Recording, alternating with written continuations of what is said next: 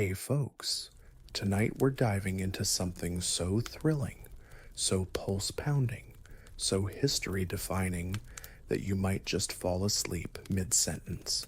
That's right, tonight we're going to talk about how the ancient Carthaginians, yes, those charmingly persistent people who kept bothering Rome, may have been among the earliest inventors of portable shade. Imagine it. The year is, well, sometime before all the elephants got involved. You're standing in the blistering North African sun, your sandals full of sand, your tunic slightly damp from questionable sweat.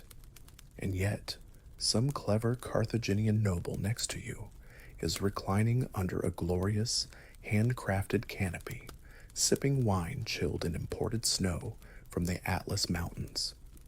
You, meanwhile, are considering whether heat stroke is a valid reason to scream at the sky. Yes, portable shade, the ancient parasol.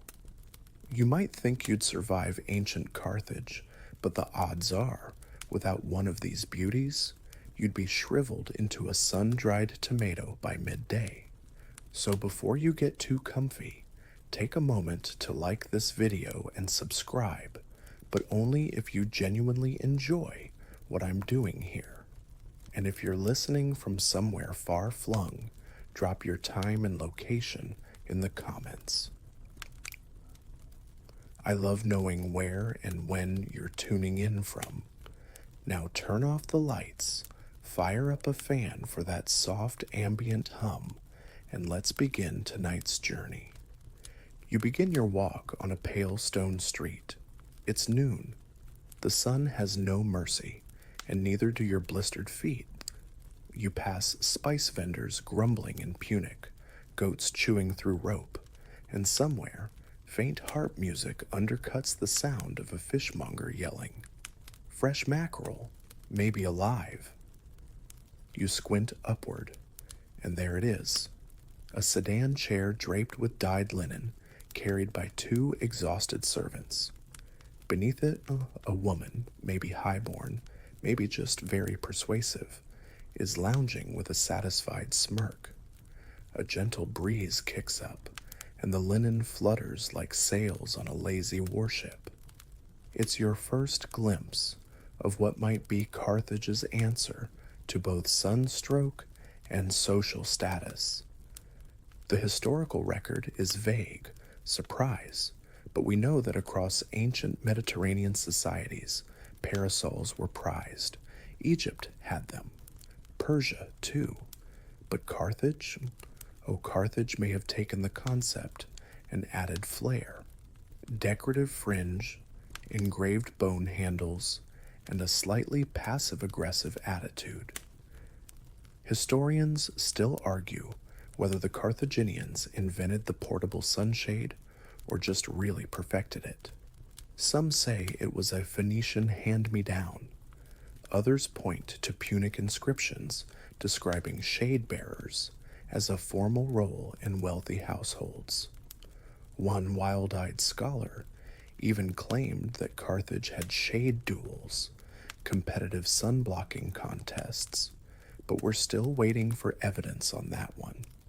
What we do know, shade wasn't just comfort, it was status. You walked. Important people, they had shade. And so you keep walking, ducking into an alley to escape a particularly aggressive parrot. The alley smells like garlic, fish brine, and a hint of urine, urban ambiance. Up ahead, a carpenter chisels away at a wooden frame, mumbling about balance and silk. Could it be another sunshade? Or perhaps a very impractical ladder? You ask, he shrugs. For the governor's new sedan, he mutters, spitting sawdust. Needs to look breezy. As the sun climbs higher, the air shimmers.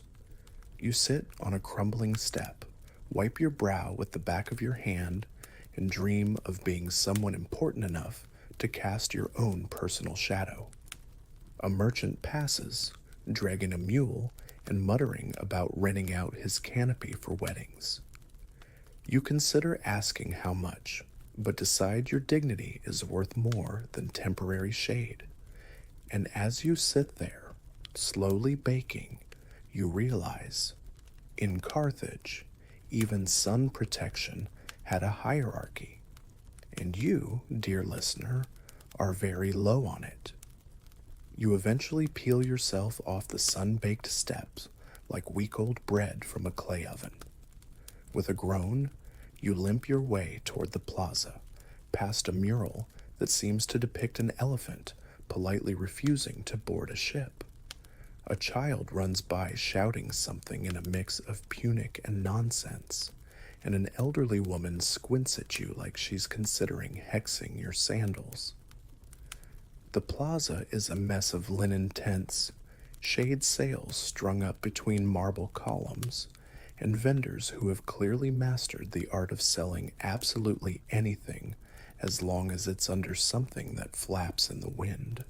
One particularly ambitious booth advertises itself as sun-proof wonders from Iberia. The Iberian part is likely a lie, but you're intrigued. The merchant sees your sweaty face and waves you over with a cloth fan shaped like a fig leaf. Need shade, he croons, or dignity? Either way, I've got you. You eye his wares. There are collapsible reed umbrellas, surprisingly sleek folding chairs, and something that looks like a wide-brimmed hat made entirely of peacock feathers. It's unclear whether the peacock gave consent. He leans in. Don't let the Romans fool you. We were shading ourselves before they even figured out plumbing. That might actually be true. Evidence suggests that Carthage had an appreciation for creature comforts, mosaic bathhouses, tiered gardens with aqueduct-fed fountains, and yes, public shaded walkways. Some scholars speculate the city's architects deliberately aligned streets to optimize breeze and shadow. Others say that's reading too much into old rocks and wishful thinking. Either way, you feel a sudden stab of envy for people who owned land and shade. You hand over a few coins and buy what the merchant calls a collapsible sun blossom. It's basically a stick with a circle of cloth on top. When opened, it tilts dramatically to one side and makes a faint schlorp noise. Congratulations, you are now 12% more respectable, possibly even 13%. As you wander through the shaded market, something shifts. You stop noticing the heat as much. You start noticing the world again, the low murmur of Carthaginian politics over chickpea stew, the squeal of a goat realizing it's walked into a silk stall, the distant drumbeat of someone practicing for an important diplomatic funeral. And then there's the scroll seller, seated beneath the largest canopy of all. His parasol is covered in geometric patterns, and he's fanning himself with a sheet of papyrus that may or may not be a rental agreement. You look curious, he says, not looking up. I'm not, you reply, which is how everyone in history signals intense curiosity. He chuckles. Did you know shade was once taxed? You blink. What? In the southern provinces, the more shade your home cast on public roads, the more you paid. Encouraged minimalism in architecture, or at least shorter balconies. Now that sounds like something only a city obsessed with status would invent. Is it true? Scholars can't agree. One source mentions a shadow toll in a vaguely Punic dialect. Another claims it was a mistranslation and actually referred to sheep or soup. Ancient handwriting is confusing. Still, it paints a picture. Carthage was wealthy, organized and, apparently, quite petty about sunshine. You thank the scroll seller and move on, twirling your newly purchased shade device like a slightly pompous wizard. A passing noblewoman eyes it with thinly veiled disdain. She's holding a shade staff carved from ivory and topped with a bronze flamingo. You tip your head. She does not respond. You are not, it seems, that respectable yet. But the day wears on, and with your portable shade in hand, you survive, barely. Sunstroke avoided, social status not entirely collapsed, and as you sip a watered-down pomegranate drink from a street cart, you marvel that anyone ever thought history was boring. Because here in Carthage, even shade has drama. As the afternoon deepens and the shadows stretch like lazy cats across the cobblestones, you head toward the temple district. Not because you're particularly religious today, but because you've heard rumors that the high priests have the best shade. You're not disappointed. Massive columns line the courtyards, supporting woven canopies dyed in rich purples and blues. Every step under the overhang feels like dipping your soul into cool water. It's the kind of comfort that makes you rethink all your life choices, like why you didn't get into the priesthood when you had the chance. A temple servant spots your slightly lopsided sun blossom and raises an eyebrow that could slice granite. Pilgrim? He asks. Just a sweaty admirer of geometry, you reply. To your surprise, he grins and waves you through. You find yourself in a shaded atrium where scribes hunch over clay tablets and acolytes chase pigeons away from ceremonial incense. Over in one corner, a group of scholars debate in harsh whispers. Parasol use was clearly ceremonial. Nonsense. It was practical, ritual second. You're both missing the point. It was a symbol of divine favor. The gods shaded the worthy. You shuffle closer, sipping from a borrowed clay cup of barley water. The conversation is clearly above your pay grade, but fascinating. This is the academic version of a bar fight, minus the bar and with much more parchment. The truth, as always, seems tangled. Shade wasn't just about heat. It was woven into status, religion, even military tradition. Some believe high-ranking Carthaginian generals had attendants whose only job was to hold parasols over their heads, not to protect from the sun, mind you, but to show that even Helios had to wait in line behind the admiral. One particularly animated scribe insists that Hannibal himself refused shade until battle was over, considering it an omen. Another claims that was just a dramatized legend added later by Roman poets trying to make Carthaginians look extra weird. The consensus? No consensus. But it is great nap material. You wander deeper into the district, where a public garden blooms with olive trees, flowering vines, and, yes, rows of shade structures.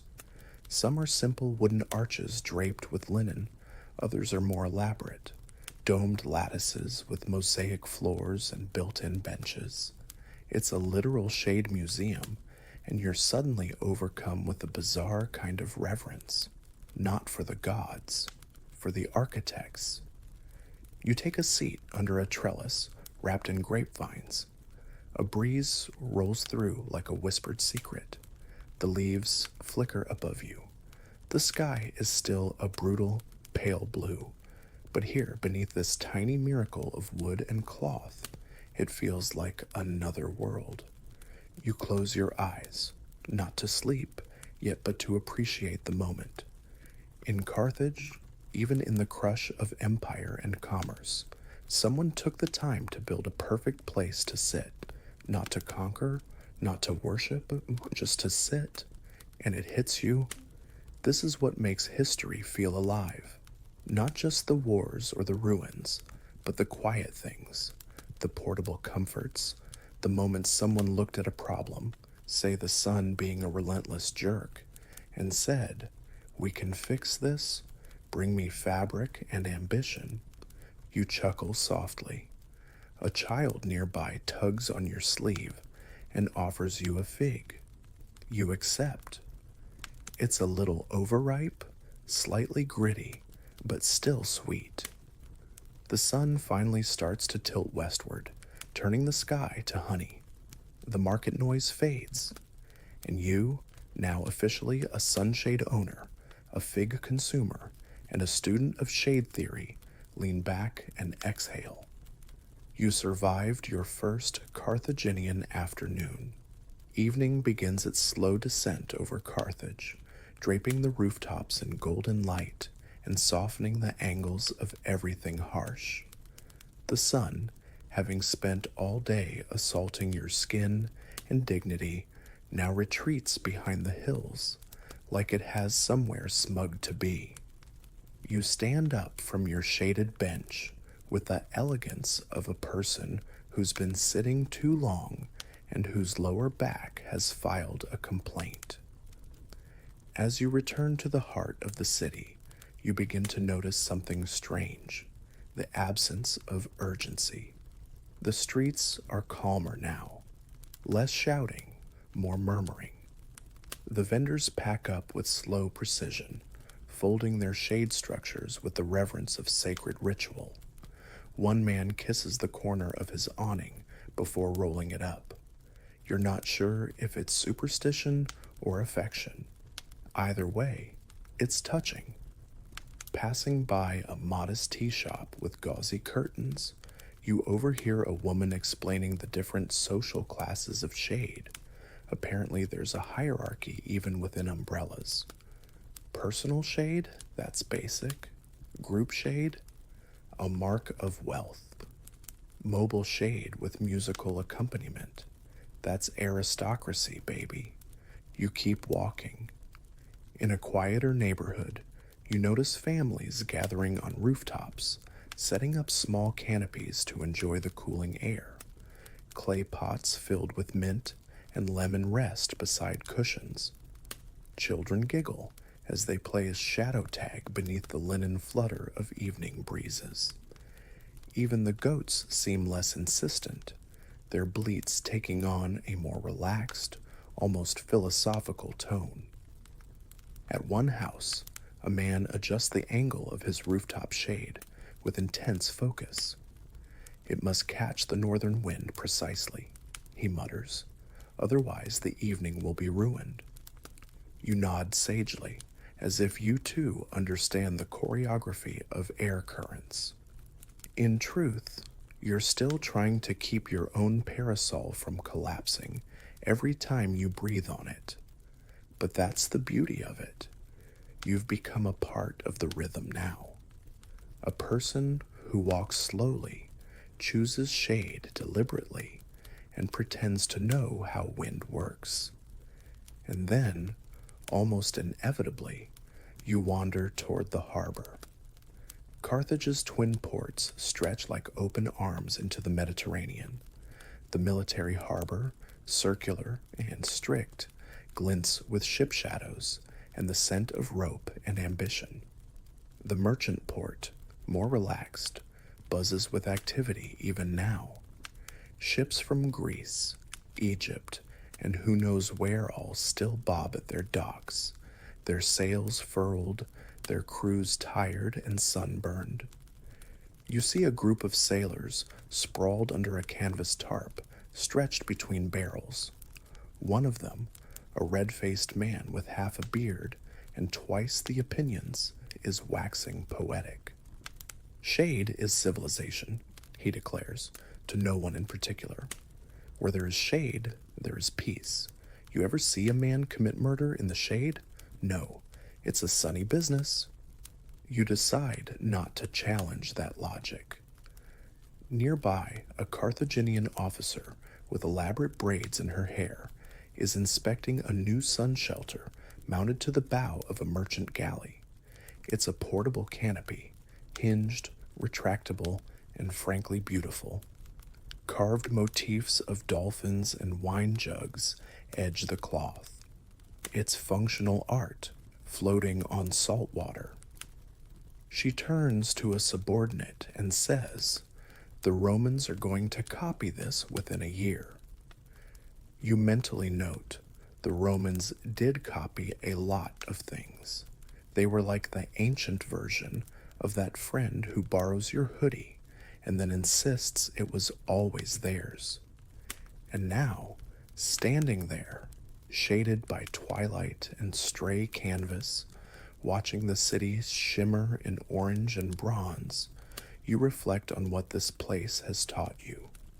Yes, Carthage was a city of war and wealth and elephants and occasionally very suspicious stew, but more than that, it was a city of comfort engineered, of people who knew that a day under the sun required invention.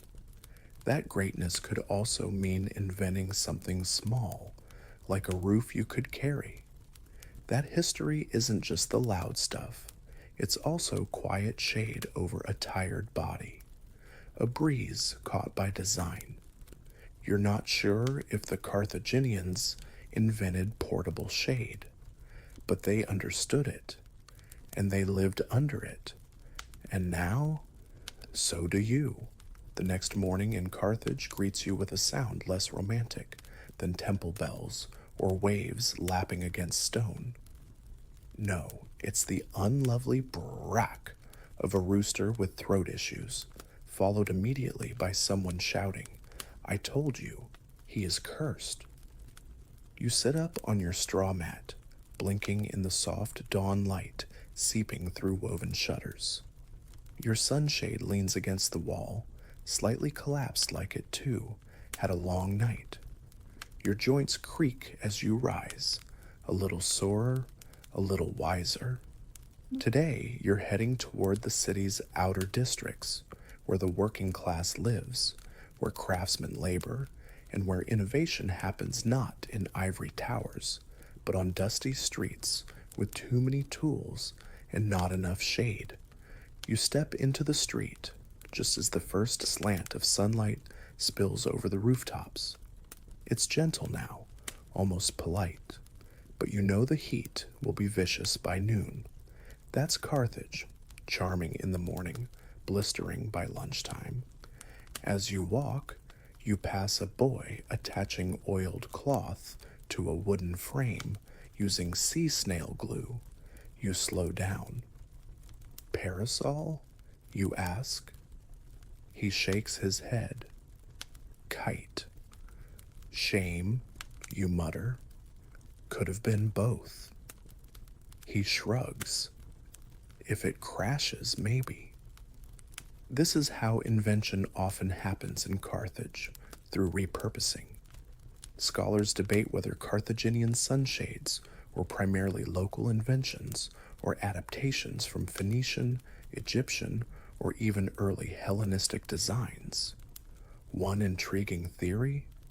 That seafarers brought over umbrella-like sail concepts, and someone said, "Hey, what if that, but on land?" Another theory, far more entertaining, comes from a 4th century satirist who claimed a merchant's wife, tired of getting sunburned on temple visits, forced her husband to strap a linen sheet to a stick and walk behind her all day. Love, as they say, invents things. Today, you're going to see the workshops where shade gets built, borrowed, and occasionally set on fire. The first one you reach is tucked behind a communal bakery. It smells like yeast and old ambition. Inside, 3 men argue over angles. One holds a bamboo frame, another waves a papyrus scroll full of diagrams, and the third just keeps hammering something. Whether helpful or not is unclear. They're developing what they call a shade compass. a contraption that uses mirrors and a bronze dial to help people position their umbrellas for maximum coverage. You admire their energy. The first man explains, "It's for farmers, or anyone who walks a lot. Set it once in the morning, and the shade adjusts with the sun." You raise an eyebrow. Magically? By guesswork and twine. That sounds historically accurate. Not all shade, it turns out, was luxury. In rural outskirts and merchant caravans, portable shelters were a matter of survival. Lightweight frames, collapsible poles, and breathable fabrics were the norm. Some were repurposed tents, others were modified stretchers or even sails. Practical, portable, and often shared among travelers who couldn't afford anything fancy. One caravan leader famously carried a 4-person shade rig made from discarded fishing nets. According to rumor, it worked beautifully until one day a seagull stole the center post mid-desert. You step into another workshop, this one run by women. They're embroidering parasol panels with scenes of daily life, markets, weddings, fish-slapping nobles. You pause. Is that satire? The woman smiles. Why shouldn't shade be funny? She's right. These aren't just tools, they're canvases. In Carthage, even practical objects carried stories. And parasols, being held high and seen by many, became unexpected messengers. A subtle political dig here, a mythological creature there. You spot one showing a goat riding a chariot. That one's aspirational, someone says. You laugh, and for the first time all day, forget the heat. But not everyone's laughing. At the edge of the district, a government official inspects shade structures for regulation compliance. Apparently, too wide a shade might obstruct foot traffic or reflect sunlight into sacred fountains. One artisan rolls her eyes so hard she nearly tips over. It's a reminder. Shade may soothe, but bureaucracy always finds a way to make it sweaty. You continue onward, deeper into the network of crafters and tinkerers. Someone's trying to invent a folding chair with attached shade, but it keeps flipping backward. Another attempts a double-layer parasol with air vents, inspired by termite mounds. It's heavy and currently smells of vinegar, but you admire the ambition. Scholars still debate whether Carthage had a guild system for shade makers. Some inscriptions suggest specialized trades, others imply it was more informal. Whatever the truth, it's clear this was a city that not only embraced comfort, but worked tirelessly to engineer it. You leave the district with a thin strip of cloth wrapped around your shoulders, gifted by a weaver who said, "Everyone deserves a bit of shadow." It flutters behind you like a tiny flag of dignity. And for the first time, you feel not just like a guest in Carthage, but like someone who belongs. Afternoon finds you following a dusty road that curls around the outskirts of Carthage, where urban clutter gives way to orchards, farm plots, and the slow dance of terraced gardens overlooking the sea. Here, far from the polished plazas and arguing scholars, shade is a matter of craft, not class. You pause beneath a crooked fig tree, which offers just enough cover for your knees to stop sweating. Nearby, a shepherd and his dog nap under a tilted canopy made from stitched-together grain sacks and hope. It sways slightly in the breeze, tied at one end to a goat who does not look thrilled. You wave. The goat blinks.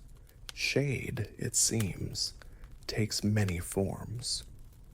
You follow a dirt path toward what looks like an estate, but not the city kind with wine fountains and angry parrots.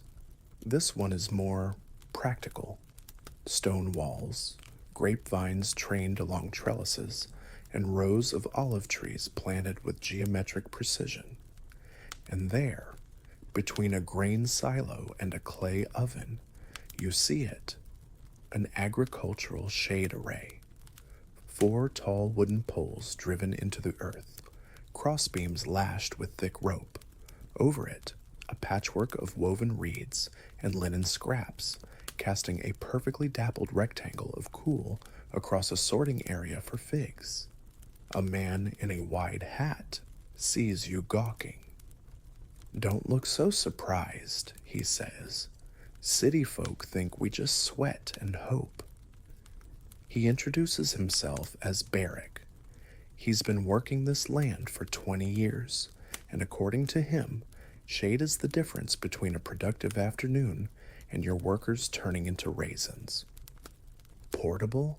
No, no," he says, gesturing at the structure.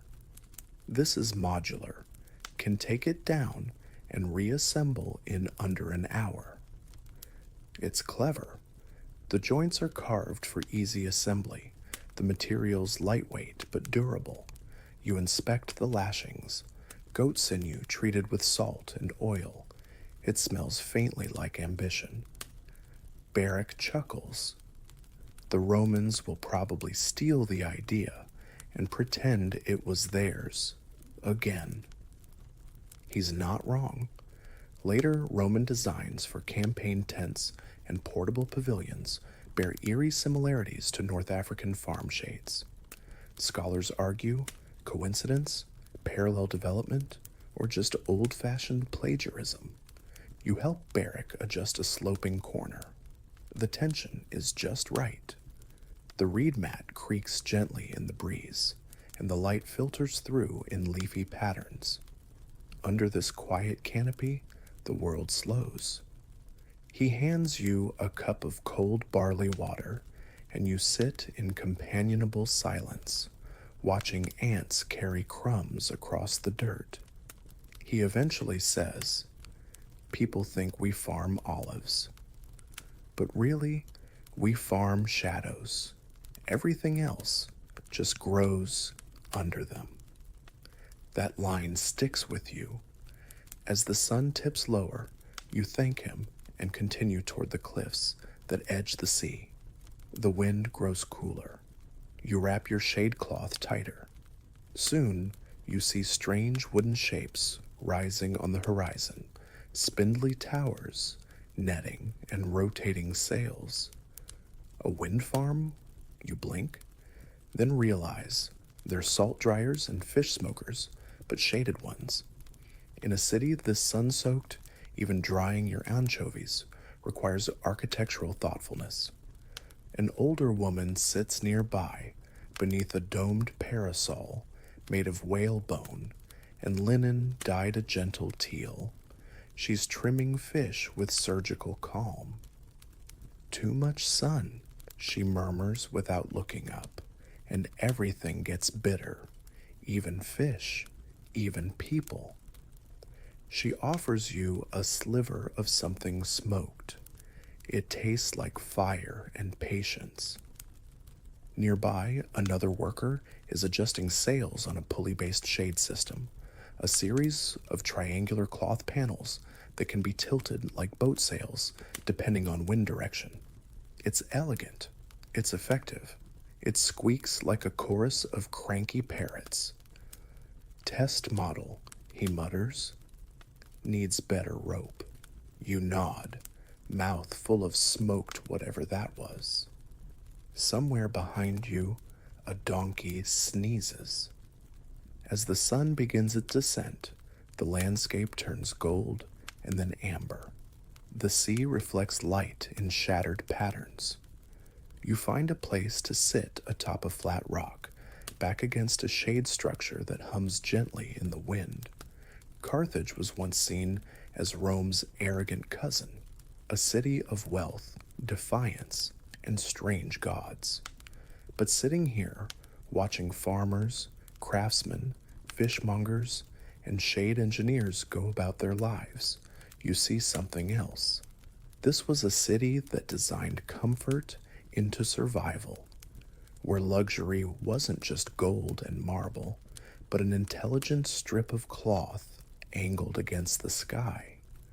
And as the air cools and your borrowed parasol casts its final, lengthening shadow, you realize something quietly revolutionary. Shade isn't just an invention, it's an idea. Evening begins to fall, but your journey is far from over. You find yourself returning to the city proper through one of Carthage's lesser gates, arched, vine-covered, and guarded by a man whose armor is mostly ceremonial and whose yawn could trigger an avalanche. He waves you through with a grunt and barely a glance at your slightly wind-blown parasol. Back within the city walls, twilight transforms everything. Stalls glow under oil lamps, musicians tune lutes in alleyways, and shadows pool in every corner like cats settling in for the night. And yet, even now, the business of shade continues. You hear it before you see it. Tap, tap, tap, the unmistakable rhythm of hammer on metal. You follow the sound into a narrow lane lined with workshops. This is the metal district, and here things are less poetic and more precise. Shade here isn't just cloth, it's mechanism. You step into one forge where a wiry man is hunched over what looks like a siege weapon for birds. Turns out, it's a collapsible shade frame made entirely of bronze. He pulls a lever, and the ribs snap open in unison with a satisfying ka-chunk. You flinch. Too loud? He asks, eyes gleaming. For something meant to help people nap under trees? A little. But you're impressed. The design is elegant. A scissor lattice core with tension joints, built for travelers. Not just wealthy merchants, anyone who could carry a pack. The craftsman explains it was inspired by fishing nets and crab claws. Nature, it seems, is a good engineer. Historians remain divided over the existence of such advanced mechanisms in Carthage. Some argue it's anachronistic. Others point to recovered fragments that might be from shade rigs or could just as easily be broken toys. Still, the idea persists. A student in the corner is sketching a shade catapult. You pretend not to notice. Outside, you pass a public square where a lecture is underway. A philosopher in an oversized robe is gesturing dramatically beneath a wide silk canopy held by two bored-looking assistants. Shade, he declares, is the metaphor for civilization. We do not conquer the sun, we filter it. With cloth, with cunning. The crowd murmurs. A child claps, though it's unclear if they understand or just like the sound of filter. You edge past just in time to catch a street performer setting up a small puppet stage beneath a paper parasol. The puppets are crude, the plot incomprehensible, but the shade is striking, painted with scenes of elephants, volcanoes, and one surprisingly accurate depiction of a municipal tax dispute. As the final light fades, you make your way toward one of Carthage's great villas. Not as a guest, of course, but as a curious wanderer hoping to glimpse how the elite use shade to their advantage. You crouch behind a laurel hedge. Inside the open courtyard, nobles recline on couches, attended by servants who adjust canopies with practiced ease. The shades aren't just overhead, They're layered, translucent inner veils to catch insects, mirrored panels to reflect light just so, even scent-infused drapes made from cedar and rosemary. It's absurdly over-engineered, and also exquisite. One noblewoman fans herself, lazily murmuring, "We ought to install moving shades, ones that follow the sun." Her companion laughs, "And have the servants chase it?"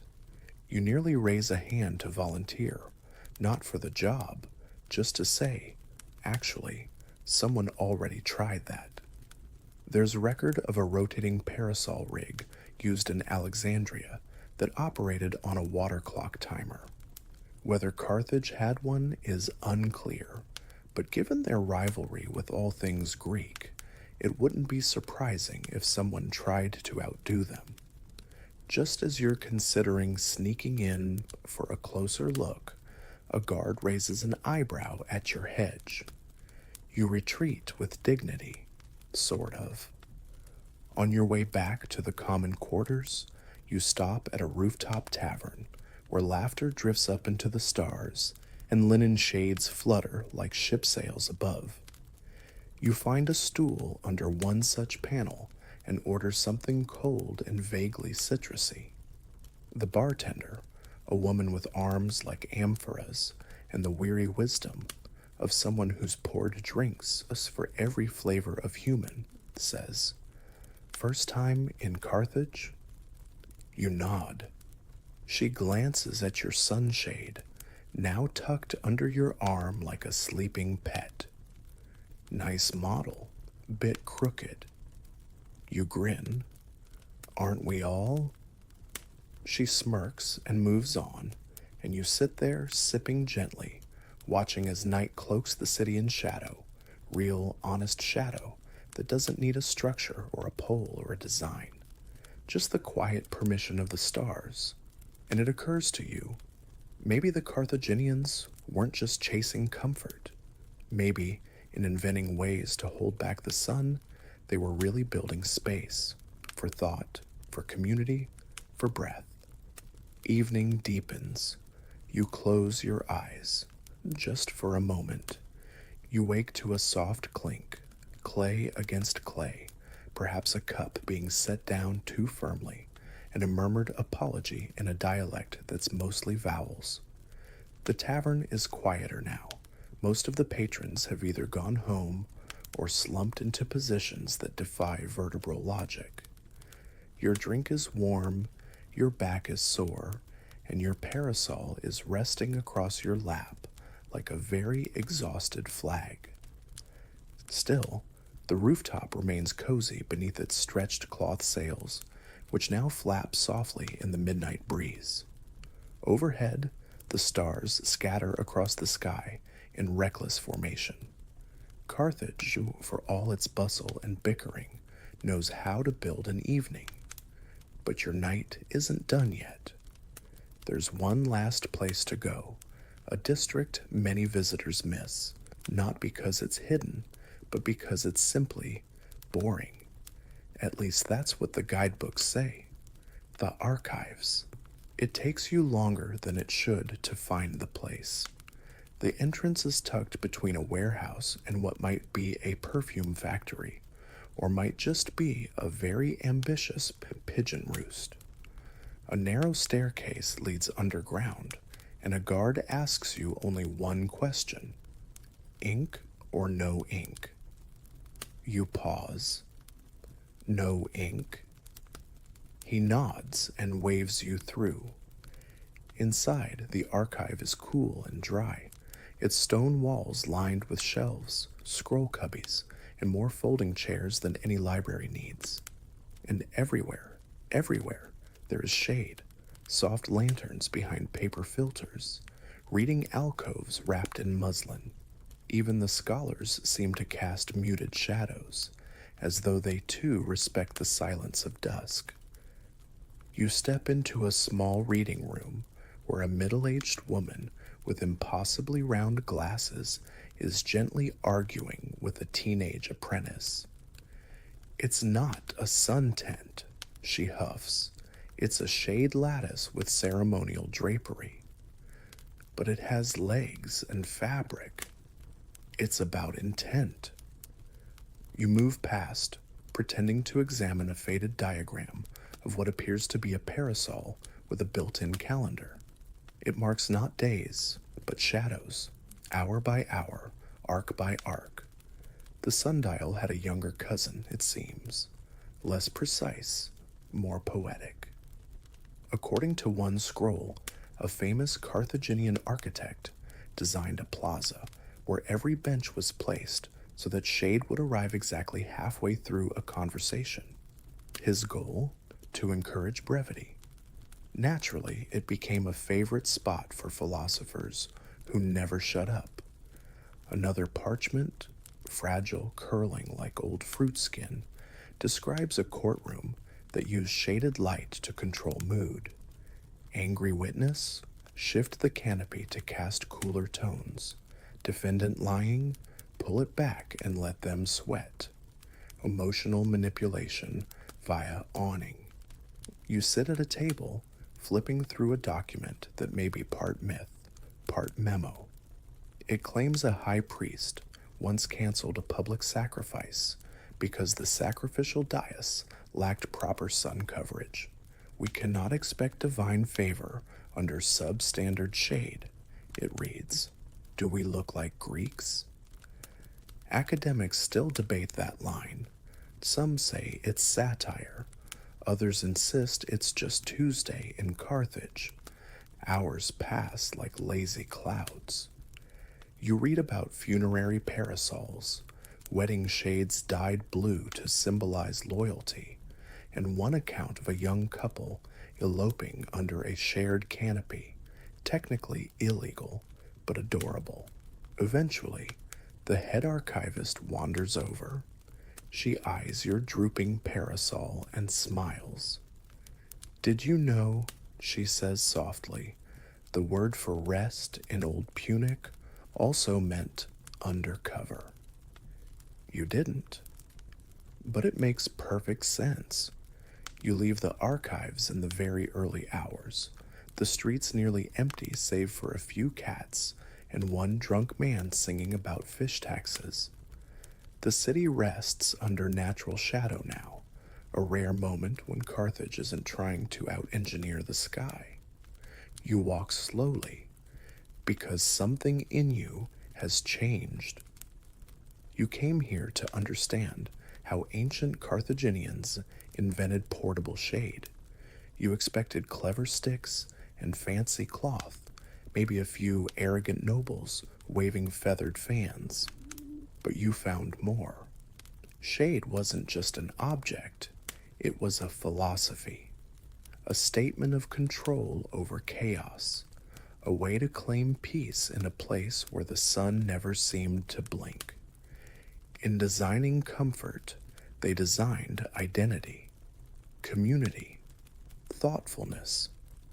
They designed a life that respected softness without sacrificing style. And now, walking under the starlit canopy of an empire that once wrestled sunlight into submission, you feel strangely proud.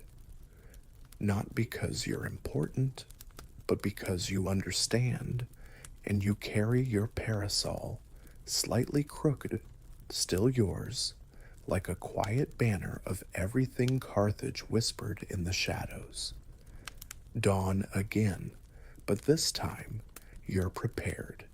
Your parasol opens with a crisp FWAP, and you step into the day like someone who has negotiated terms with the sun. The city is stirring, bakers stoking their fires, sailors barking at crates, a goat delivering a dramatic monologue from a balcony. But today, you're not wandering aimlessly. You're headed to Bursa Hill, the highest point in Carthage. Once the center of the city's founding myths, then its political heart, and now a layered cake of temples, archives, noble homes, and quiet ruins that never quite stopped whispering. The walk is steep, too steep. Your thighs complain. Your feet renegotiate their loyalty. But your parasol, perfectly angled, so you're learning. As you ascend the winding path, locals pass you with knowing looks. Some nod at your shade apparatus. One man, carrying a jug of olives on his shoulder, mutters, "Nice pitch on that angle. High praise in Carthage." When you reach the top, the view nearly knocks the sandals off your feet.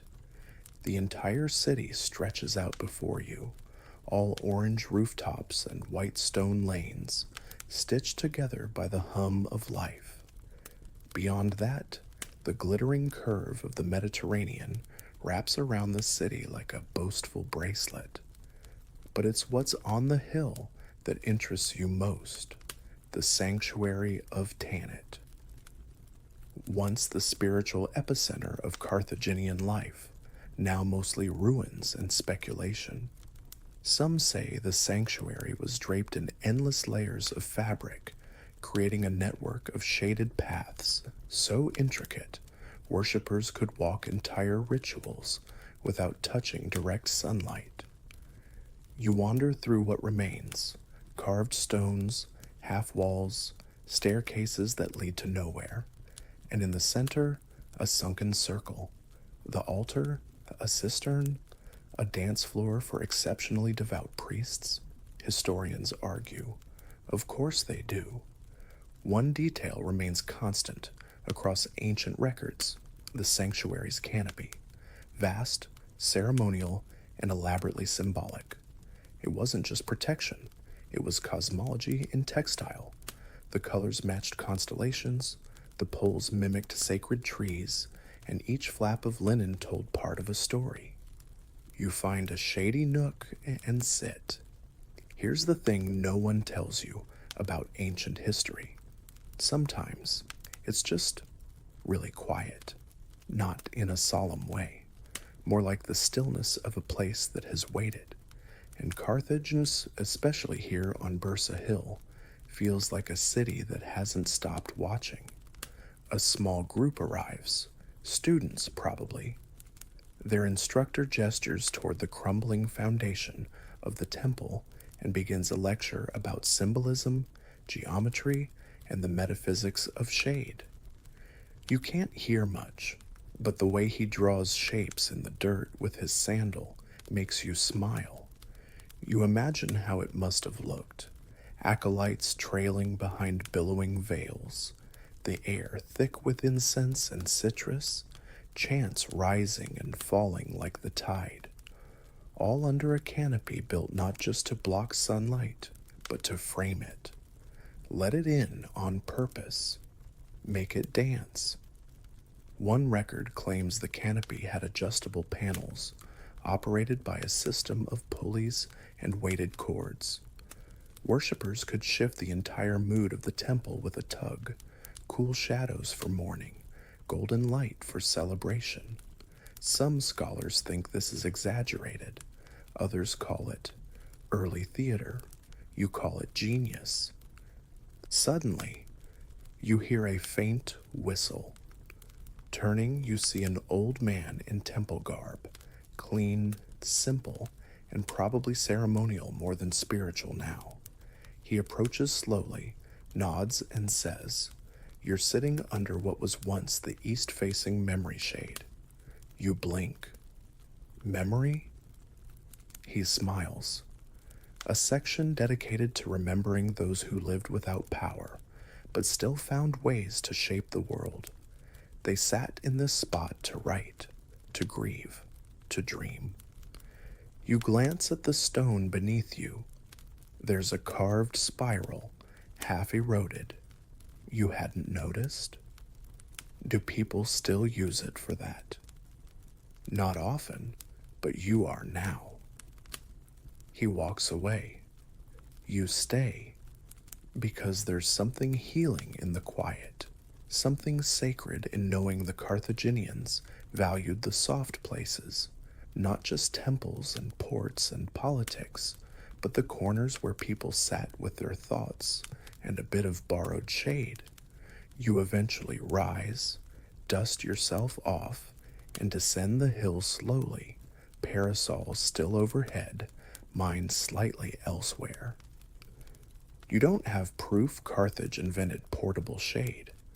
You may never know if they beat Egypt to the punch, or if Rome plagiarized their every pole and peg. But here's what you do know. They made shade meaningful, and you're beginning to understand why that matters. You descend Bursa Hill just as the late morning sun begins its slow aggression. It's the kind of brightness that seems personally offended you haven't yet sweat through your entire outfit. But you've grown wise. You shift your parasol just slightly to the left, catch the breeze as it wraps around the hillside, and glide down like a sleepy diplomat who refuses to break a sweat before noon. Your next stop, the Hippodrome ruins, what's left of Carthage's old racing track, now a mess of wildflowers, half-buried columns, and one determined tortoise making its way across the sand like it's auditioning for a comeback. There's no shade here, not because it's been removed, but because it was never meant to exist. Ancient records describe Carthaginian spectators braving the full blaze of the sun while watching chariots careen dangerously close to the idea of flight. But not everyone endured it equally. A fragment of Punic graffiti found here reads something like, "He who brings his own shade cheats." Interpret that how you will. Maybe it was about fair competition. Maybe someone was just really bitter about sitting next to a noble with a sunshade the size of a fishing boat. A retired guide standing nearby confirms it. The elite had parasol bearers, 2 per chariot team, sometimes 3. During the race, you ask, imagining a man sprinting beside a speeding horse while trying to keep linen taut. He snorts.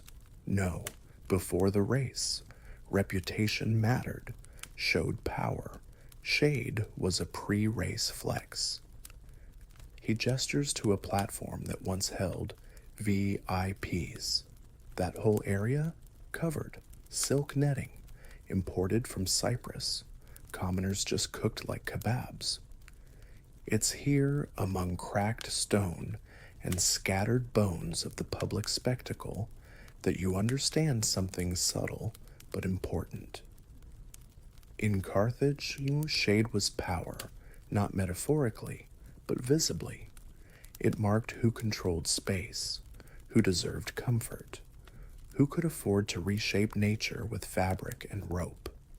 And that leads you to your final investigation, the market of makers. You wind through tight alleys to find it, a sprawling network of awnings and stalls layered like overlapping fish scales. It's a living museum of Carthaginian craft, where even shade has style. You pass a man selling parasol extensions for those who don't want to upgrade but want just a bit more smug protection. A woman weaving multi-textile panels, linen on the outside, silk underneath, so you look humble but feel expensive. A carpenter experimenting with magnetic poles to replace lashings. It doesn't work. The poles keep sticking together and collapsing like emotionally unstable crabs. You stop at a stall run by twins who claim to make the most foldable parasol in Carthage. You're skeptical. They demonstrate, press a switch, and the entire thing folds into something the size of a fig. You blink. Is it stable? Emotionally? No, one twin says. Structurally? Yes, the other adds. You buy one anyway. As you continue, you notice something. People here aren't just selling shade. They're personalizing it. Patterns, slogans, even poetry stitched along the seams. One parasol reads, "May your enemies trip in the sun." Another says, "If you can read this, you're too close to my canopy." It's Carthage's version of bumper stickers, only far more poetic. You finally settle near a stall selling refreshments. Lemon water, barley tea, and a drink called Evening Breath that tastes like flower petals and confusion. You sit under a shared public canopy, and for the first time all day, the sun feels distant. You watch as an old couple slowly arranges their parasol over a bench, using a system of ropes and counterweights. It takes them several minutes. Neither of them rushes. When they finish, they just sit, not talking, not fanning, just being. And you think, maybe Carthaginians didn't just build shade to block light. Maybe they built it to make space, for quiet, for dignity, for stillness in a world that rarely allowed it. And you sit, too. The afternoon burns away. The wind hums softly against stretched fabric. And for a moment, beneath that shared canopy, Carthage feels eternal. The sun, that tireless overachiever, begins to slouch westward, casting Carthage in long amber beams that make everything look suspiciously romantic. You meander through quieter streets now, residential alleys, laundry lines, the occasional cat daring you to pass. You're heading toward the cemetery terraces, where the city gently begins to let go of itself. Tombs of merchants and nobles, soldiers and scribes sit in calm rows on sloping ground, overlooking the sea like they're waiting for someone to start a story worth listening to. You're not here to mourn.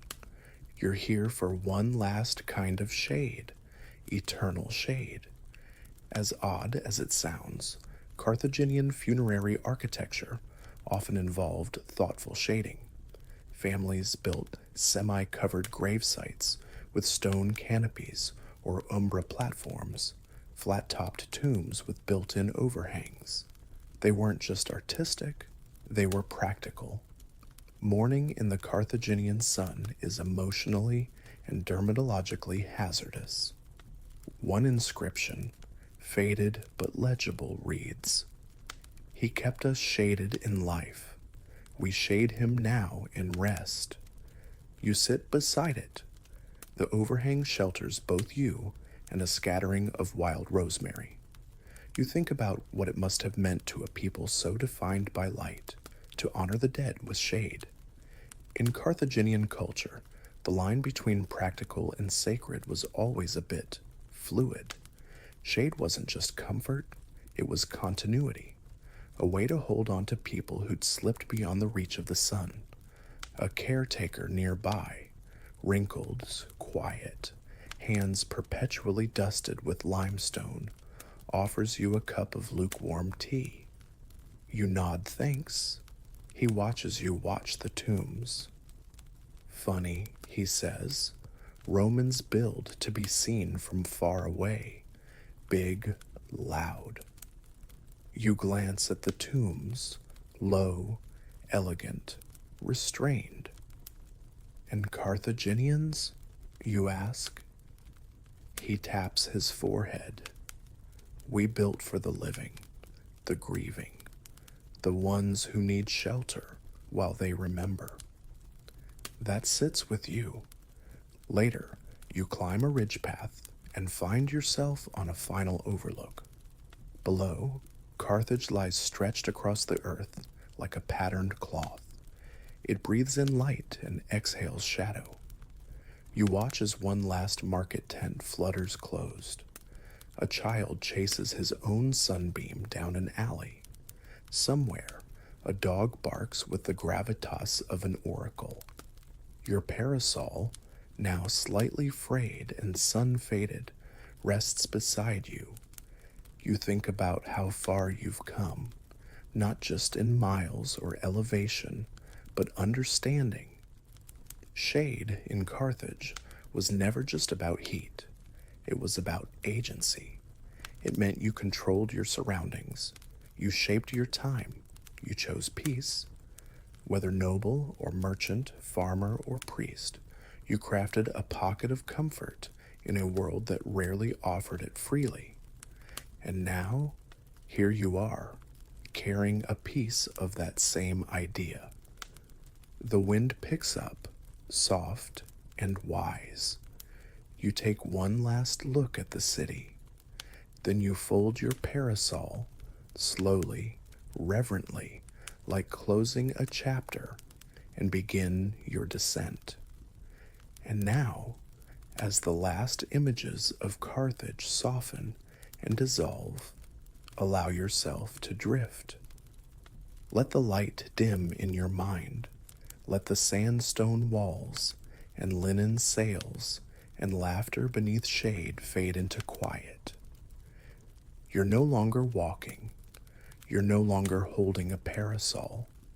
You are simply floating in a memory, in a breeze, in a space without urgency.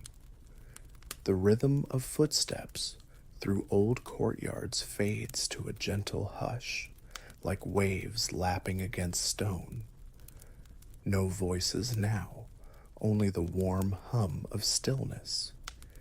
You've seen the sun rise and fall over rooftops, watched cloth dance in wind, shared tea with strangers who never needed your name, but none of that is heavy now. It's just weightless color. Your parasol, your small claim to comfort, is folded beside you, not forgotten, just resting, like you.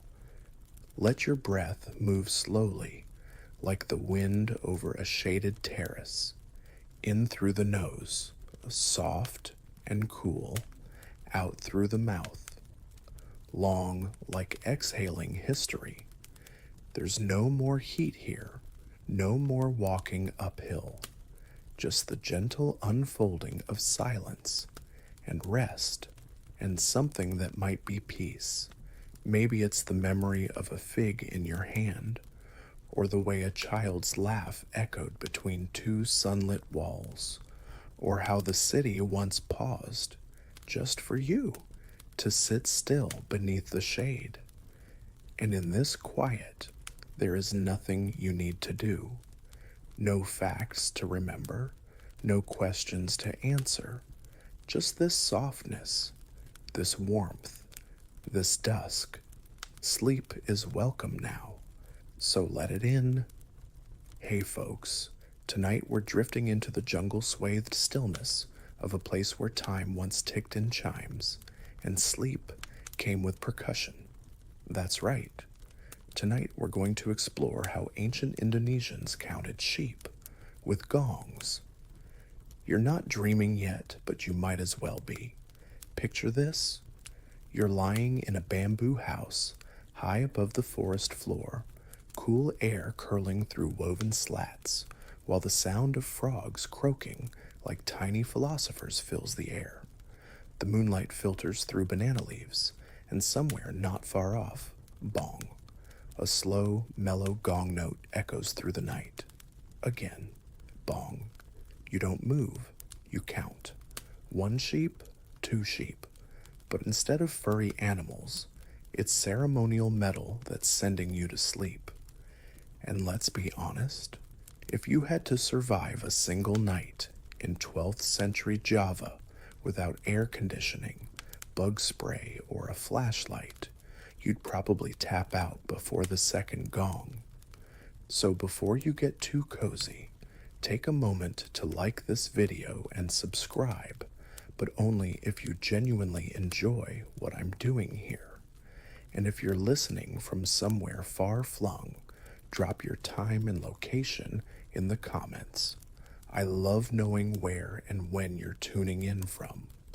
Now turn off the lights, fire up a fan for that soft, ambient hum, and let's begin tonight's journey. You start by walking barefoot on packed earth, soft, slightly damp from the rain that fell earlier in the afternoon. Your feet press into centuries of memory beneath a canopy so thick it swallows half the sky. Fireflies blink like tiny lighthouses, and in the near distance, the low, slow bong of a bronze gong suspended from a wooden frame. Not loud, not demanding, just present. You follow the sound. It leads you past terraced rice paddies glinting in moonlight, past chickens muttering in their sleep, and a cat who gives you a look like you've arrived very late to something important. The path winds toward a village, the houses spaced like notes in a melody. Each home has a small covered platform, bale, and most of them contain some kind of gong, chime, or metallophone. And here's the historical truth. In ancient Indonesian culture, especially in regions of Java and Bali, gamelan music, including large gongs, wasn't just for ceremony or dance. It was integrated into daily rhythms, spiritual life, and yes, even rest. Gongs weren't merely struck to signal rituals. They marked time, transitions, and for some, helped ease the soul into sleep. What you see tonight is a version of that. An old villager seated cross-legged beside a bronze instrument, gently tapping a soft mallet against the center. He's not performing.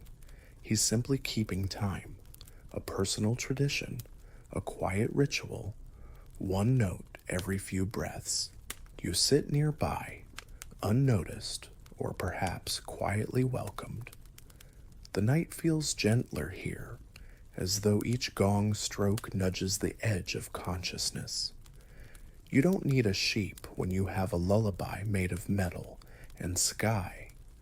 Some historians argue that these nighttime gongs weren't used for counting sleep at all, but to keep away spirits or to indicate village safety. Others say it's all interwoven, ritual and rest, myth and melody. What's certain is this: sleep in ancient Indonesia was never silent. And now you sit, your eyelids a little heavier.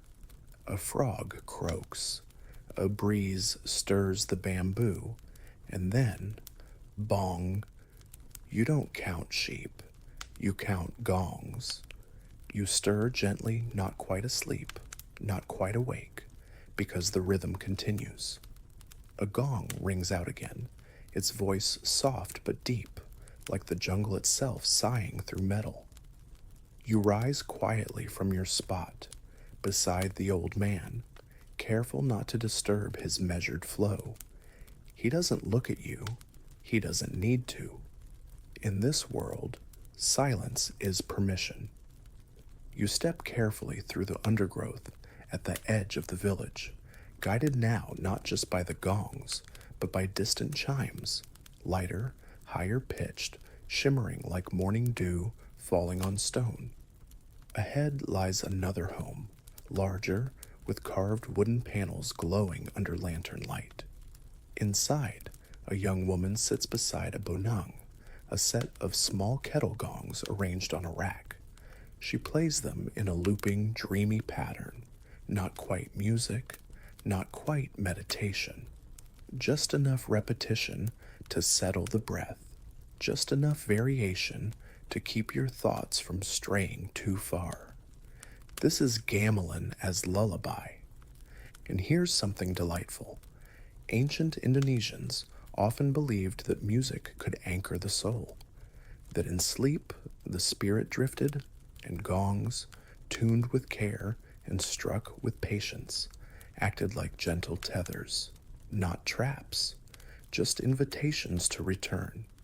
You settle on the veranda, the air warm and humming with life.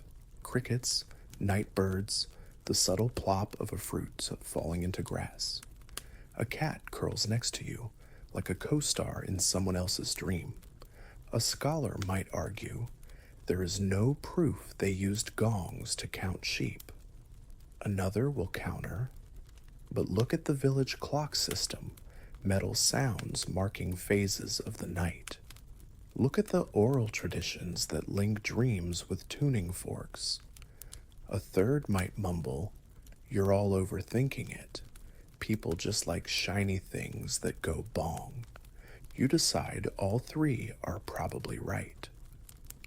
The young woman finishes her cycle and nods toward a woven mat beside her. You lie down, arms folded beneath your head, and watch the roof beams above flicker with light from the oil lamp. Each plank carved with spirals, dragons, water, reminders that in this place, art lives in everything, even the shadows. Another gong strikes, not the same pitch as before, lower, sleepier, more rounded at the edge. It doesn't wake you, it tucks you in. One detail sticks with you, though, an old traveler's tale you heard earlier in the day, shared by a spice merchant who claimed he once visited a mountain monastery where monks slept in shifts. Each monk's job was to strike a gong every 100 heartbeats. Supposedly, they trained their pulse to match the group rhythm, so the entire complex kept a perfect cycle of drowsy percussion. No one knows if the story is true, but honestly, would it be any less impressive than your current reality? A night where you've wandered through a village, tuned like an instrument, wrapped in rhythm, and carried gently by bronze. You don't know how many gongs you've heard. You stopped counting. Maybe that's the point. The moon has shifted overhead now, painting the leaves silver and the rooftops ash gray. You sit up slowly, joints creaking in quiet harmony with the crickets. Somewhere deeper in the village, another gong sounds, this one larger, heavier, a note so deep it seems to bloom outward through the earth rather than echo in air. You stand, your feet press into the cool grass, and you follow that sound, past sleeping houses with slow-burning lanterns, past offerings left on doorsteps, banana leaves folded like envelopes, wreaths arranged in careful little stars. Eventually, you reach a clearing, and in the center of the clearing, a gong tower. 4 wooden beams rise into the canopy, supporting a frame that holds a set of massive bronze gongs. Each one is adorned with reliefs, birds, clouds, abstract swirls that look suspiciously like yawns. A man is climbing the structure, barefoot, steady. At the top platform, he sits beside the largest gong, takes up a mallet wrapped in soft cloth, and strikes once. Boom. The whole clearing seems to inhale and hold its breath. You're not alone. Around the edges of the field, a few others have gathered. Some sit cross-legged, some lie flat on woven mats. No one speaks, no one moves much. It's not a performance, it's communal drowsiness. The man atop the platform strikes again, not quickly, not on a schedule, just when the echo has fully died. And this is one of those historical facts that's so wonderfully strange you almost think it's fiction. In certain parts of pre-colonial Indonesia, gong rituals were used to mark stages of the night, particularly during long ceremonies, vigils, or village watches. Some scholars argue these rituals doubled as sleep aids, familiar rhythms guiding minds into rest, helping synchronize communal cycles. One Chinese diplomat, visiting in the 15th century, reportedly described a Javanese village where no hour passed in silence. Instead, sound moved through the darkness like a river, gongs and metallophones keeping company with dreams. Not everyone agrees. Some say the constant music was spiritual, not practical. Others say it had to do with scaring off wild animals. And one rogue historian even argued the gongs were a very polite way of marking when someone had to go to the bathroom at night. This theory is not widely accepted, but intriguing. The truth is probably somewhere between all those possibilities. You lie back on the mat someone has graciously unrolled nearby. The grass is cool underneath, and above you, the gongs wait in patient silence.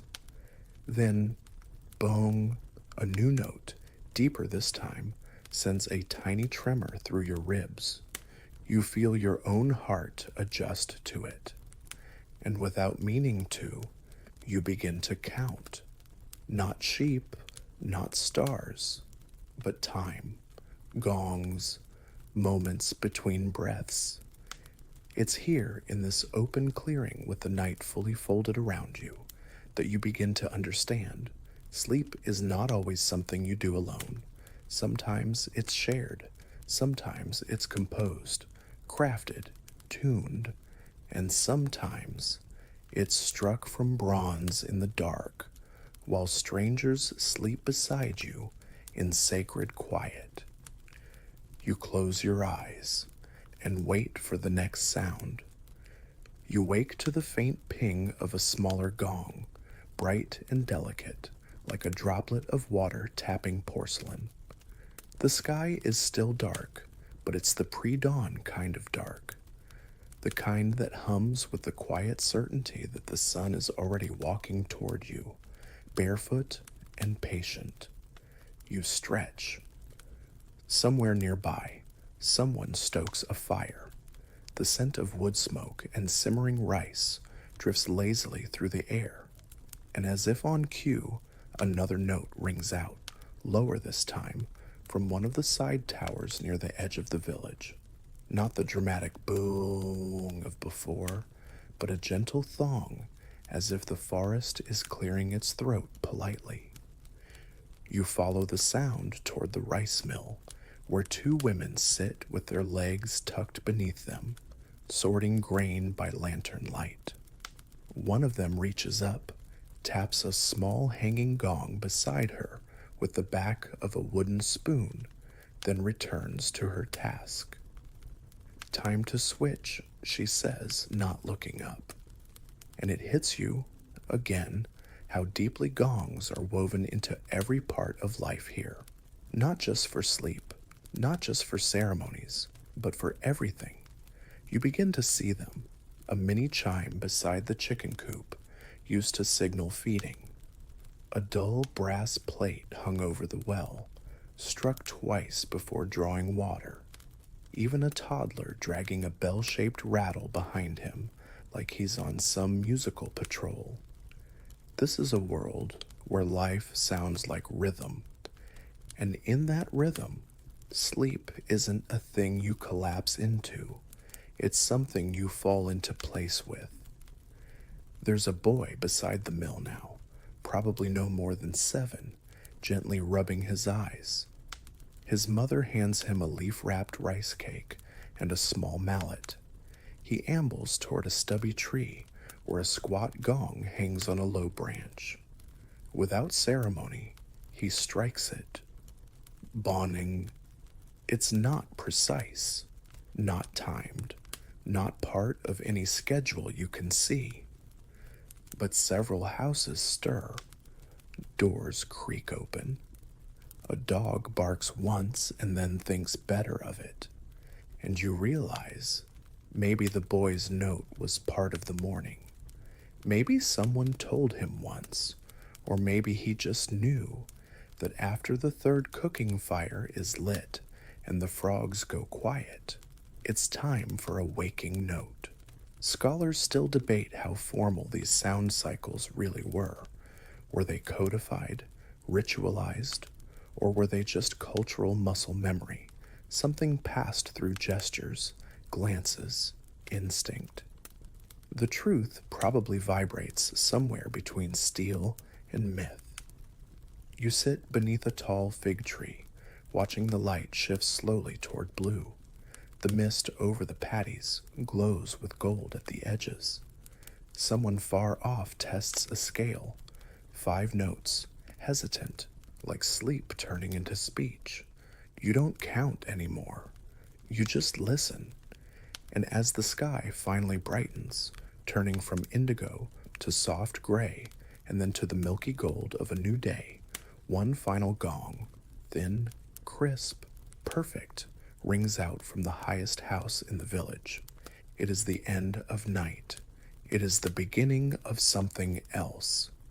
The sun is barely up, but the village is already alive.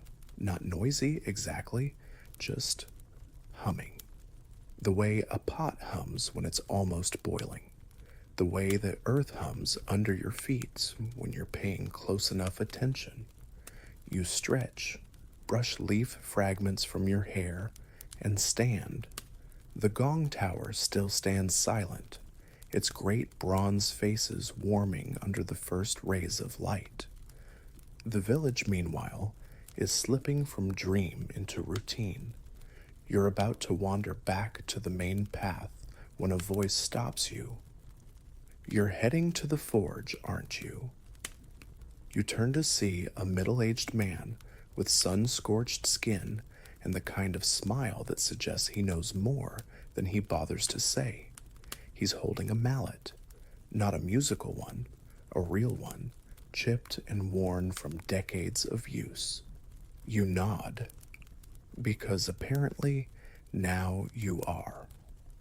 The forge is just down the hill, nestled beside a creek that gurgles like it's laughing in its sleep. You feel the heat before you see the flames. Inside, 4 men and 2 women work in a slow, silent dance, tending coals, pouring molten metal, shaping tools, and most importantly today, casting gongs. This is where the sound begins. Each gong, it turns out, takes weeks to make, sometimes longer, not just from the forging, but from the tuning. Each one must be hammered, shaved, and tested until it sings in the right tone. It's not a science, not exactly. It's more like persuasion. Gongs have to want to sing, one of the smiths says, tapping a half-cooled disc and listening with their ear nearly pressed to the bronze. Sometimes they don't. And here's your historical anchor. In ancient Indonesia, especially in Javanese and Balinese societies, gongsmiths were revered. The process of crafting gamelan instruments, particularly large hanging gongs, was considered both technical and spiritual. It wasn't just about metallurgy, it was about relationship. You didn't make a gong, you invited it to exist. You watch as a young apprentice strikes a newly shaped disc. It makes a dull clank, like a kitchen pot scolding you. The master smith sighs and murmurs, still sulking. You ask how they tune it. He grins, very carefully, then explains by filing small grooves, changing thickness in key spots, and adjusting the central boss, the round bump in the middle. Each adjustment changes the overtones, alters the resonance. The final test? Striking it at dawn and hearing whether it blends with the village. If it sings out of place, it waits. You spend the next hour watching a gong become music. You can't explain why it feels emotional. Maybe it's the way the workers treat each strike as both a task and a prayer. Maybe it's the way even the fire seems to pause before cooling the metal. Or maybe it's that, deep down, you already know what they're doing. They're not just making instruments, they're making sleep. Because every note you heard last night, every bong, every shimmer, Every moment you drifted closer to dreams started here, in sweat and soot and patient mallets. You step outside for air. The sun is higher now, and the jungle has begun its daytime percussion, cicadas clicking, monkeys rustling in distant trees, wind brushing through palm fronds that's like a maraca in slow motion. And beneath it all, yes, another gong. Clear, rounded, warm. Someone, somewhere, is waking up.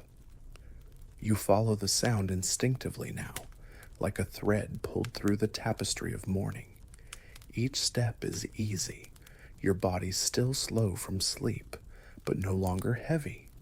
It's as though the village has tuned you too, and your rhythm has joined the larger pattern. The path turns through the batik quarter, where vivid cloths ripple on lines like flags from dreams you almost remember. Women stir dyes in great clay pots, their hands stained indigo and saffron. A child scurries past, clutching a handbell that tinkles with every bounce of her feet. You watch her disappear into a doorway, trailing color and sound.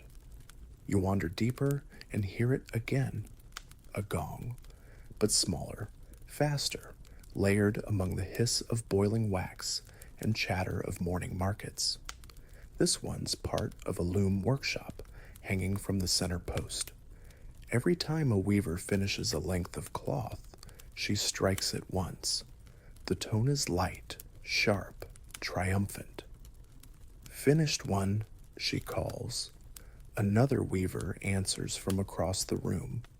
"Mine next." You smile. You're starting to realize that every job here has its own gong, its own sound that punctuates the day. Some are musical, some just rhythmic, but all of them mark something: completion, transition, readiness, rest. Historians have long argued whether this village-wide integration of gongs was deliberate, systemized, or just organic. Was it religion, industry, play? Some believe these patterns were part of an acoustic timekeeping system, older than clocks, more flexible than bells. Others think it's coincidence, that humans everywhere build rhythm into repetition.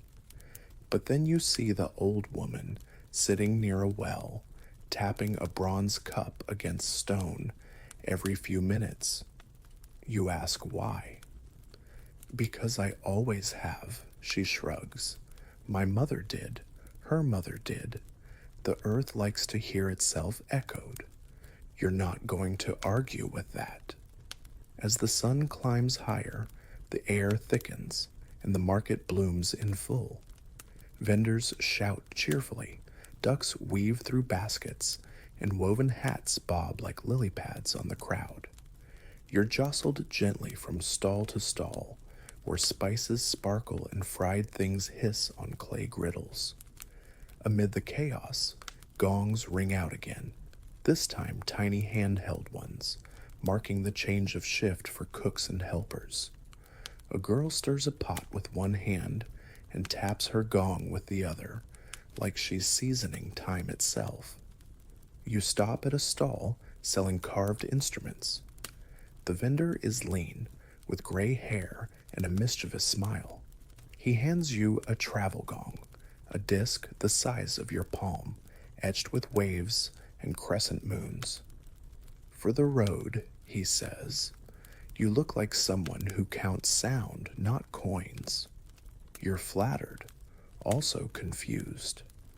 How do you use it? However you want. That's the point. You tuck it into your satchel. It makes the slightest metallic ting as it lands, like it's clearing its throat politely. You spend the next hour exploring quiet lanes, noting how even the architecture here supports sound.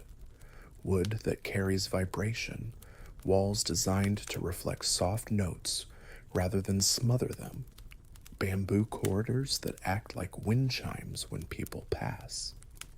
and you realize, with a slow certainty, that this village is not just musical, it's composed. Every sound you hear, every silence between, has been curated not with sheet music, but with generations of habit, memory, and intuition. You pass a small garden where a man naps beneath a banana leaf awning. A gong hangs nearby from a stick jammed into the soil. Every few minutes, a droplet of water from a half-buried coconut shell falls onto the gong's face, creating a slow, meditative chime. A water gong, a dream metronome. He doesn't stir. You sit beside him, letting the rhythm wash over you. One droplet, one breath, one dream. Afternoon deepens. The heat thickens like broth, and the air takes on that syrupy stillness only tropical afternoons can summon. Even the birds seem to sing slower. The gongs, though, they don't stop. They simply change. Now they speak in whispers. You walk along a shaded path, flanked by breadfruit trees, toward the outskirts of the village. The road is dustier here, the rhythm quieter, but somehow more deliberate. Each house you pass has a gong or bell, but none are being struck, not yet. At the edge of a field, you find a longhouse, old, slightly bowed with age, and painted with geometric spirals. A man sits out front, his hands resting on a gendaire, a row of bronze bars suspended over bamboo resonators. He's not playing it, just letting his fingers rest on the keys like he's waiting for permission. You wait, too. Then he taps two notes, soft, uncertain, like someone trying to remember the beginning of a lullaby. He glances at you and smiles. For the buffalo, he says. You blink, and this ritual has roots. Archaeologists once unearthed ancient stones and bones arranged in sound circles on remote Indonesian islands, accompanied by shell instruments and chimes. No writing, no stage, just arrangements, vessels of rhythm. Some believe these were nocturnal ceremonies, not to worship, but to release, an offering of noise to the jungle, to the stars, and perhaps to sleep itself. Other scholars argue it's purely symbolic, like whispering to yourself before bed. But one theory, your favorite, suggests it's a civic lullaby, a nightly agreement that says, we are here, we are safe, we are together, we rest. You close your eyes and listen. The rhythm is not steady. It's better. It breathes. And now it's your turn. You reach into your bag and pull out the travel gong. It feels different now, less like an object, more like a friend. You rest it on your knee, take the padded mallet, and, after a long breath, strike once. Ping. It's small. It disappears quickly into the night air. But it was yours. A few people nod. One child claps once, and her mother gently hushes her. You smile, and then you lie back. The stone floor is cool beneath your shoulder blades. The sound circle continues, now fading, slowing, like a great drowsy tide. You drift. Maybe an hour passes, maybe more. Eventually, the circle empties. People slip away in pairs or alone, without speaking, footsteps muffled in the mossy earth. The last to leave is a man who strikes the central pebble gong once, and then flips it over. The night exhale is complete. You walk home under a sky so clear it hums. In your hand, the travel gong rests quietly. No need to strike it again. The echoes from the circle still hold. As you pass through the now resting village, you realize something simple and profound. The gongs were never about counting sheep. They were about inviting stillness, and tonight, stillness has accepted. It's past midnight now, and the village has folded itself into stillness like a well-worn sarong. No more chatter, no more footfalls. Even the frogs sound like they've agreed to a tempo. But the gongs, they haven't stopped. They never do. Not entirely. You hear one now, off in the hills, faint, deep, drawn out like the last word in a lullaby, not part of the village's rhythm, but something older. So you follow it. You pass silent rice paddies that glint with moonlight like poured silver, over bridges made of bamboo, under trees so wide their roots look like sleeping animals. The gong sounds again, closer now. Eventually, you reach what must once have been a shrine. The roof is half collapsed. The walls bear faded carvings of clouds, stars, and stylized fish. A pool reflects the moon in perfect stillness, except for one ripple where a leaf has dared to fall. And at the edge of the pool, on a stone pedestal, sits an ancient gong, cracked, green with age, but whole. You step closer. It's smaller than you expect, almost humble. No stand, no cord, no frame, just the gong resting upright, angled slightly toward the water, like it's been waiting for company or conversation. You kneel beside it and notice a long, worn mallet tucked nearby. The handle is smooth, dark with generations of palms. You hesitate, then lift, then strike. Boom. The note emerges not like a sound, but like a presence, a kind of permission. It doesn't demand attention. It envelops it. The water ripples. The forest hushes. Somewhere behind you, an owl calls once, and then thinks better of it. This gong, you realize, is part of the village's oldest rhythm. Not ceremonial, not social, ancestral. It's said that in some mountain communities, these ancient gongs were used not to wake the living, but to greet the dreaming. Sound bridges across sleep, letting spirits pass safely between realms. You sit for a while, breathing to its echo, in, outside, like tide, like memory. Eventually, the echo fades completely, and you lie back on the stone, staring up into the dark green sky of leaves. The pool reflects the stars above and the gong beside you. You feel very small, but not lost. Connected, like a note in a song so slow it takes lifetimes to hear. Scholars debate whether these ancient gongs were used by priests, astronomers, or farmers. Some believe the cracks in them were intentional, meant to temper their voice. Others say they were passed down like names, inherited through families who believed they held dreams inside. One traveler's journal describes hearing a cracked gong like this one in a different village.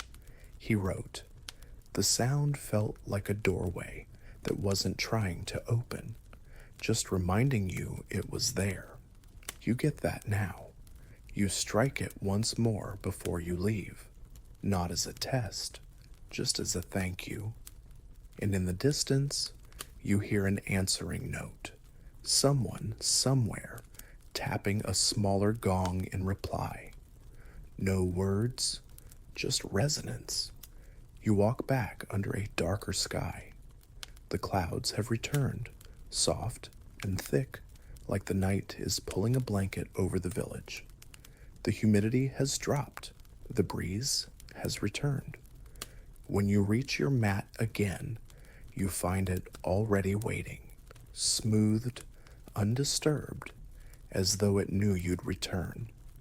And in your satchel, your travel gong rests warm, like it too has heard something sacred.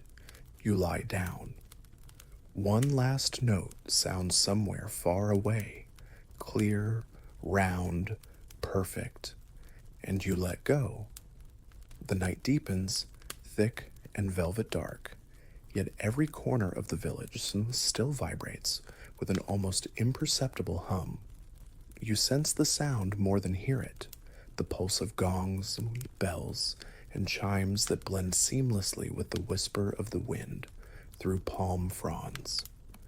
It's as if the village itself breathes in harmony with this gentle percussion. You rise from your mat and wander toward the riverbank, where a few villagers have gathered around a softly glowing fire.